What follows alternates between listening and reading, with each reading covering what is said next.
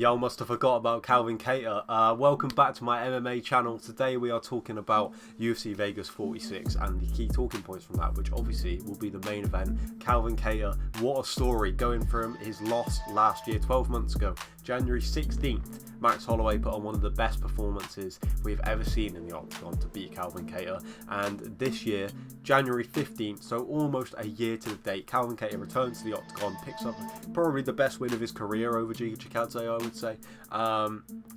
Incredible. Other highlights from the card before we get to that, there wasn't many. Obviously, the big highlight that I think people will be talking about is the guy who picked up the first finish of 2022 in the UFC. I'm of course talking about Vyacheslav Borshchev. For people who watch the Contender Series, you'll probably be familiar with him. He beat Chris Duncan, obviously former Bellator fighter and now a Cage Warriors fighter, to get into the UFC in the first place. And his striking looked incredible against Chris Duncan, and it did again last night at UFC Vegas 46. One of only 2 finishes on the card, so that kind of tells you all you need to know about whether you need to go back and watch all of these fights. But yeah, Borshchev, great striking, great first round finish, and then does the dance at the end. And his nickname's Slava Claus, so total package for a perfect debut in my opinion. But now let's talk about the main event. First of all, what a fight. Great heart from both men. Kattar to just defiantly stick to that game plan no matter what Giga threw at him. He was just determined to walk through whatever it was to get in his face. And Chikadze, I don't know how he stayed in there for that long and made it to the final bell. You know, if there were any doubts over what kind of character Giga Chikadze was, that's been answered. We know that he will throw until you pull him away and say that the fight is over. I thought personally the commentary was a bit harsh on Giga. I thought it was very Calvin Kattar focused, which fair enough. He definitely dominated the fight. I'm not saying that he didn't deserve to win. I had him winning 4 of the 5 rounds. I thought that Giga probably nicked the first one just because he was a bit more effective with his striking and Calvin wasn't really able to do anything when he did get him on the ground for all that time. But the scorecards came in 50-45, 50-45 and 50-44. So completely dominant shutout for Calvin Kattar. But a great fight nonetheless. This wasn't a one-sided beating. At least it wasn't in my eyes. I thought that there were a couple of rounds. Round 3 was quite competitive. Like I said, I thought Giga probably nicked the first one. But towards the end of the fight, it was looking bad for Giga. But he was still thrown back. You know, this wasn't on the scale of Holloway's performance against Calvin Kattar a year ago, where it was dominant. Calvin Kattar probably had a couple of moments in that fight, but nothing really big. But this fight, Giga landed some brutal shots. So I mean, we know what kind of chin Calvin Kattar has to stay in some of these fights that he's had. Unbelievable. The main talking point, obviously, about the fight will be Kattar's performance, and rightly so. He had a great game plan. I remember one of his coaches saying in between rounds, I think it might have been going into the 5th round, remember you're in a knife fight. And that really stuck with me as kind of the overall idea of what he was going in there to do to Giga Chikadze, which was just get in his face and not give him any time, because Giga's jab and his body kicks in the first round were the difference for me. That's why I gave him that round, just because the speed difference was clear. But as soon as Calvin started putting that pressure on him, it really started affecting him.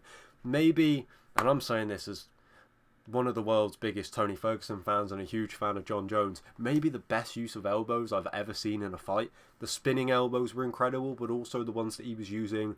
It got to the point almost where he punched Giga Chikadze so many times in the face and was having so much success with the elbows that he just abandoned throwing punches, and he would just go in there and throw combinations of elbows. I thought it was absolutely incredible, and obviously it ended up cutting Chikadze up really badly. So I'm sure a lot of people will have seen the photos after the fight, and it looks like Giga Chikadze got absolutely mauled, which there were definitely moments in the fight where he was taking a beating. I don't know whether it was a complete mauling, but those elbows were absolutely devastating. Chikadze, like I said, I thought he did okay fighting off of the back foot, but really he needed to get that pressure off and establish that dominance so he could take a step forward and have that time and space.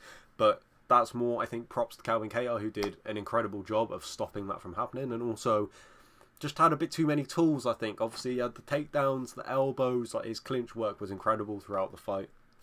His boxing looked great, as always. Not a lot of kicks from Calvin, but you wouldn't expect him to engage in a battle of kicks for Giga Chikadze. That is not a road you want to go down. Ask Edson Barboza. But a great fight nonetheless. A great performance to start off the year once again. Obviously, Calvin Kattar not on the opposite end of it this time, so incredible for him. I think in terms of talking about what's next for both men, Giga will probably take some decent time off. There's loads of matchups for him to come back to, so that's not a problem. I don't think we need to be talking about that anytime soon. And for Calvin Kattar, I would say the obvious one is Brian Ortega, obviously coming off of a title fight loss. That would put him right in that spot. Probably, without looking at the rankings, I would assume Korean Zombie will be ahead. Korean Zombie at the moment is ahead of Calvin Kattar. Calvin Kattar will probably go above him. And Korean Zombie is fighting Alexander Volkanovski, as we well know. Max Holloway isn't going to be around. I think Brian Ortega is the only one that makes sense in terms of an opponent higher than him. I think that Josh Emmett would be a really fun one, as well as Arnold Allen. Of course, I'm going to say Arnold Allen. Obvious, isn't that? But realistically, I think Ortega is the one, and I think that's a really good matchup for Calvin Kattar. I really do. I think if he can make that a boxing match with Brian Ortega, that is a dangerous place for Ortega to be. You do not want a boxing match with this man unless your name is Max Holloway. Or maybe Volkanovski. I think he could probably hang with him too. But yeah, let me know in the comments what you thought of Calvin Kattar's performance, what you would like to see him do next. And we will look forward to the UFC being back once again this weekend. What a way to start off 2022. Thank you for watching. Hit subscribe for more videos, and I'll see you on the next one.